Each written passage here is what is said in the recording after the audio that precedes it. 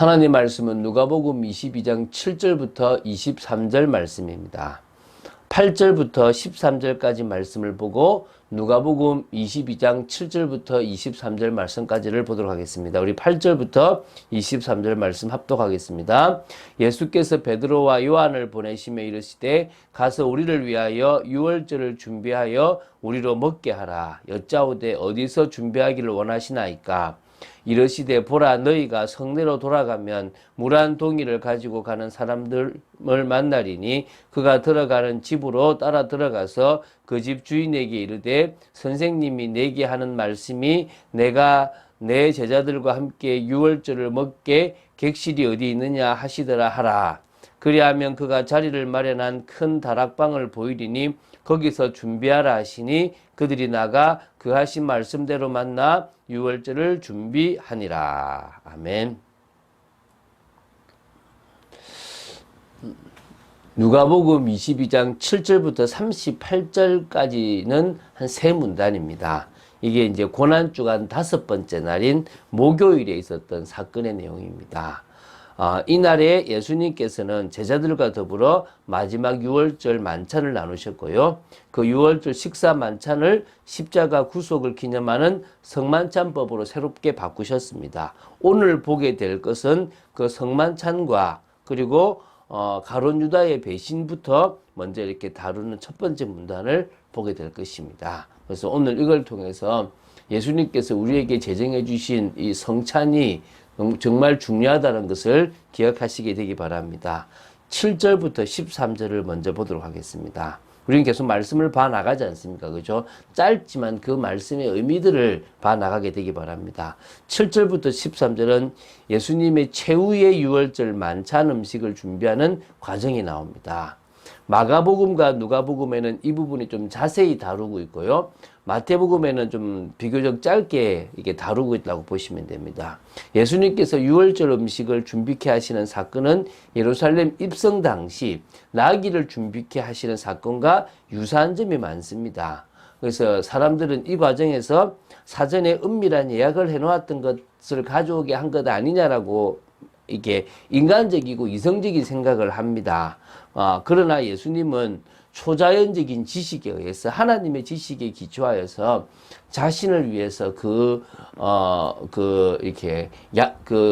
나귀를 이렇게 그러니까 주님을 위해서 준비했던 것처럼 주님이 거할 이런 유월절 만찬을 준비할 장소를 이렇게 헌신한 중심을 보시고 그것을 받으셨다라고 저는 믿습니다.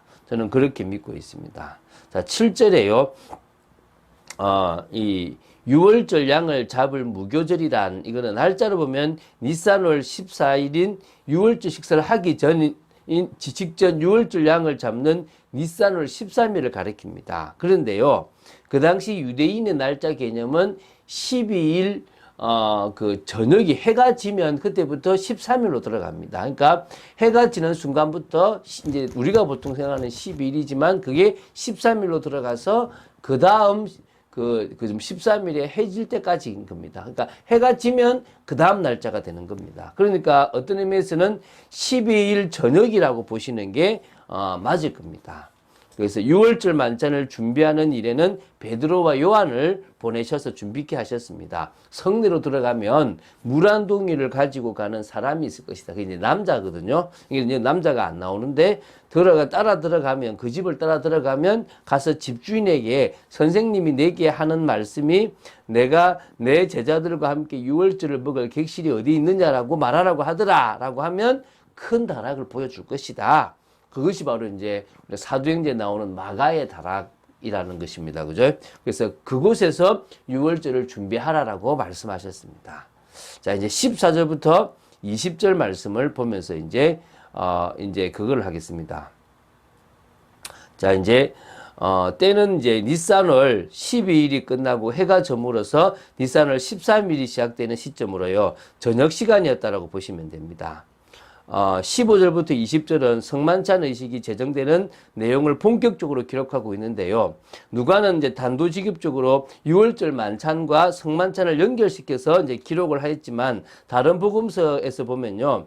좀 몇 가지 과정이 있습니다. 뭐냐면 먼저 시작했던 것은 예수님이 제자들의 발을 씻기는 과정이 첫 번째 있었습니다. 그리고 그 유월절 만찬이 진행되는 과정 속에서 어떤 일이 있었냐 그러면 유다를 배반자로 지목하시는 내용이 나옵니다. 그래서 이제 그리고 요한복음 보면은 가룟 유다가 이 만찬장을 떠나는 부분이 나오고요. 그럼 이렇게 본다 그러면은 제자들의 발을 씻기시는 게 먼저고 그 도중에 가룟 유다를 배반자로 지목하시고 가룟 유다는 만찬을 나가고 예수님은 이것이 앞으로 유월절의 만찬이고 너희들이 지켜야 될 것이다라고 이야기하는 게 나오게 되거든요.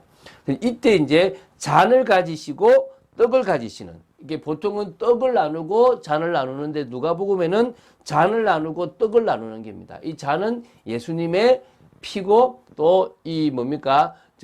살은 예수님의 이제 그러니까 그 떡은 예수님의 살이 됩니다. 잔과 떡을 보통은 우리가 떡과 잔을 나누는데 이 누가복음에는 잔과 떡을 나눕니다. 뭐 잘못된 거 아니냐 싶은데 그 당시 이렇게 전통적으로 유월절 식사는 4번의 포도주를 마시면 끝납니다. 첫 번째부터 4번째까지 포도주를 마시면 끝이 나는데요. 보통 마태나 마가복음에 나와 있는 그 떡을 나누는 그런 세 번째 그러니까 다시 말하면 이렇게 그러니까 잔이 세 번째 잔입니다. 그 전에 이제 떡을 나누고, 그러니까 무교병을 나누고 세 번째 이제 잔을 나눈 이야기를 하는 겁니다. 근데 이 누가는 첫 번째나 두 번째 잔을 나눈 이야기를 하고 지금 뭘 하냐면 이제 떡에 대한 얘기를 하기 때문에 순서적으로는 뭘 먼저 나눴느냐 이 차이인데 우리는 그냥 보통 떡과 잔을 나눌 때 어떻게 보냐면 세 번째 전에 무교병을 먹었던 것을 예수님의 살로 이야기를 하고요. 그리고 그 다음 세 번째 포도주 잔을 마신 것을 예수님의 이렇게 이제 피로 이야기를 하고 있습니다. 그 이야기가 이렇게 순서가 쭉 있어요. 제가 주일 예배 때 성찬식 때 한번 그 얘기를 했는데 다시 한번 나중에 할 겁니다. 제가 순서를 쭉 보니까 좀 의미들이 쭉 있어요. 그것을 그 출애굽 당시는 이렇게 옷을 입고 이렇게 발을 이렇게 동동 구르면서 했는데 지금은 그런 절차는 빼버리고 음식 먹는 절차만 그대로 유지를 시켜서 그냥 편안하게 그냥 만찬 자리를 앉아서 준비하고 있거든요. 그게 지금 뭘로 바뀌냐 그러면 우리가 지금 지내고 있는 성찬으로 바뀌어 버렸거든요. 이게 사실은 그게 지금 그런 내용입니다. 그래서 마태복음과 마가복음이 기록한 성찬을 제정하실 때의 이 잔, 그죠? 그리고 누가가 말했던 이 잔은 조금 차이가 나온다라고 보시면 되겠습니다. 그러나 중요한 것은 이때 어쨌든 이 모든 과정을, 유월절 과정을 이제는 뭐로 바꿨습니까? 우리가 지키는 성찬의 과정으로 바꾸신 것이 누구다? 주님이시다는 것입니다. 그래서 우리는 그것을 지키고 주님은 새롭게 어디서요? 저 천국에서 하나님 나라에서 새 것으로 먹기까지는 마시지 않겠다라고 말씀하셨습니다. 우리도 그것을 믿고 언젠가 저 천국에서 주님과 함께 포도주와 또 이렇게 무교병을 나눌 날이 있을 거라고 확신합니다. 그것이 우리의 소망이고 믿음인 것입니다. 자, 21절부터 23절을 보도록 하겠습니다. 자, 이제 예수님께서 당신을 팔게 될 가룟 유다에 대해서 예언의 말씀을 하시는 부분이 나옵니다. 자, 마태와 마가와 누가가 요런 배열 순서를 어떨 때는 앞에 땡기고 어떨 때는 뒤에 땡기고 다 다릅니다. 그것은 그들의 의도에 따라서 어떤 부분을 강조하느냐에 따라서 조금씩 달라질 수 있습니다. 전혀 뭐 성경이 틀렸다 맞다에 대한 부분을 다룰 필요는 없고요. 그냥 그들이 쓰고 싶은 순서대로 썼다라고 생각하시면 되는 거니까 그거는 별로 안 중요하고요. 그냥 단지 보라 나를 파는 자의 손이 나와 함께 상위에 있도다라고 지금 누가는 기록했습니다. 요한복음에는 나와 함께 그 그릇에 손을 대는 자가 그다라고 얘기를 했지 않습니까? 조금 차이는 있지만 비슷한 의미를 가지고 있다라고 보시면 되겠습니다. 인자이신 예수 그리스도는 이미 성경에 작정된 대로 갈 거라는 겁니다. 지금 당신의 십자가는 작정된 대로 가고 있다는 겁니다. 그 모든 것을 하나님은 다 작정하셨거든요. 그 말은 운명론, 숙명론을 말하는 것은 아닙니다. 그것에 이 가룟 유다는요, 자신의 의지를 가지고 선택을 했어요. 뭘 선택했느냐? 예수님을 파는 것이 자신에게 유익하다라고 생각을 하고 했던 것입니다.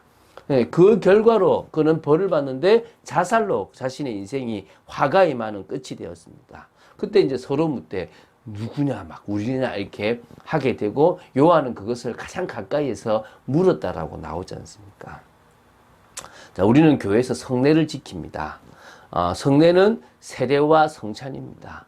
우리의 죄 씻음의 세례와 또 주님이 우리를 피로 값주고 사셨다라는 것을 기념하는 이 성찬이 있습니다. 그래서 이 두 가지는 우리가 보는 메시지, 바로 이렇게 눈으로 볼 수 있는 메시지라고 합니다. 설교라는 것은 보이지 않는 메시지라고 한다면 이 성례라는 것은 보이는 메시지입니다. 그 성찬의 또 세례의 의식을 해 나가면서 주님이 우리에게 주신 은혜를 기념한다고 생각하시면 됩니다. 자, 한 주간 동안 우리는 다윗에 대한 말씀을 통해서 하나님 앞에 가져야 될 믿음과 하나님 앞에 가져야 될 실력에 대해서 얘기합니다. 올바른 고백, 올바른 믿음, 올바른 확신, 올바른 배경, 올바른 비전, 이런 부분들에 대해서 우리가 많은 생각들을 좀 할 필요가 있다는 것입니다. 왜냐하면 우리의 신앙의 그 틀들이 제대로 굳건하게 서 있는 만큼 우리는 믿음으로 승리하게 된 겁니다. 요한복음 19장 30절에 주님이 다 끝내셨다라고 하는 그 한마디 말씀에 우리 인생에 답을 내야 됩니다. 지금 여러분은 뭘 고민합니까? 아직도 먹고 사는 것을 고민합니까? 아니면 여러분의 인생을 고민합니까? 어떤 사람은 잘 풀릴 수도 있고 어떤 사람은 못 풀릴 수도 있습니다. 어떤 사람은 누구를 잘 만날 수도 있고 어떤 사람은 못 만날 수도 있습니다. 근데 중요한 것은 그 모든 것이 하나님의 은혜 속에 있다는 것입니다. 우리는요. 그 모든 것 속에 하나님은 가장 우리를 우리 되게 만드신다는 것입니다. 그래서 우리는 뭐하느냐? 오늘 주님 앞에 하나님의 통치를 바라고 최선을 다하는 삶을 살아가면 될 줄로 믿습니다. 그런 축복을 누리는 여러분 되시기를 주 예수 그리스도 이름으로 축원드립니다. 주는 그리스도시요 살아계신 하나님의 아들이심을 고백합니다. 말씀 따라 하나님의 역사를 보는 저희들 되도록 지켜주시고 정말 이 성찬을 우리가 보면서 주님의 그 살과 피가 우리에게 어떻게 이루어지는지를 볼 수 있는 축복이 있기를 간절히 소원합니다. 믿음으로 늘 서 있기 원합니다. 말씀 따라 서 있기를 원합니다. 역사하여 주시옵소서. 주 예수 그리스도 이름으로 기도드립니다. 아멘.